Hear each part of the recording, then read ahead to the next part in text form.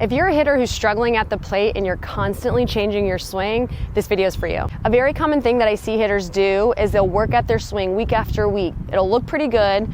Then they get to a game or they get to the tournament and they don't get a hit. So let's say they go 0 for 3 at a game or they don't get a hit all tournament. What they'll do then is they'll go to their practices that next week and completely change their whole entire swing. I really advise that you don't do that because 9 times out of 10, it's not your swing that's the issue, it's your approach or pitch selection. Now don't get me wrong, we're always going to be working on our swing and our fundamentals.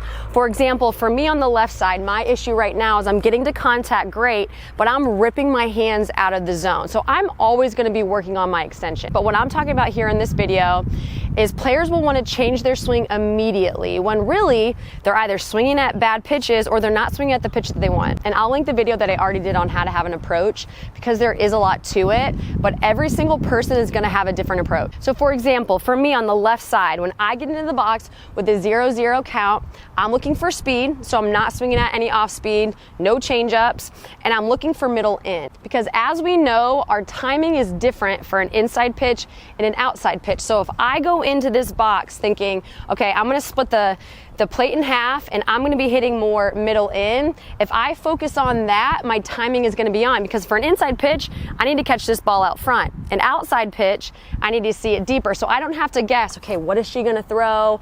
What am I going to swing at? I already know in my head, if this ball is a little bit more in, I'm going to be swinging. Or if you're a hitter who has the bad habit of dropping your barrel, maybe you leave those high pitches go if you're in a hitter's count. Now we know with 2 strikes, you have to protect the plate, so you can't be selective. But if you are in a hitter's count and the count is in your favor, be selective. If you're in a 1-1 count and a ball comes in and let's say it's right below your knees and you're swinging because you're like, ooh, that might be a strike, let that go. You still have a strike to work with. Sure, maybe the umpire calls it a strike, but because it is so low and that's not a pitch that you want to swing at, let it go. Now, I'm not saying be so selective that you're not swinging at anything, but you want to have an approach and you want to be selective because timing is everything. You can have the best swing in the world, but if your timing is off or you're swinging at bad pitches, your swing does you no good. So if you're struggling at the plate and you feel you're not getting solid hits, instead of completely changing your swing, think about what pitches that you swung at or you didn't swing at, and then next time go in with a game plan and you'll see you're going to be a lot more consistent.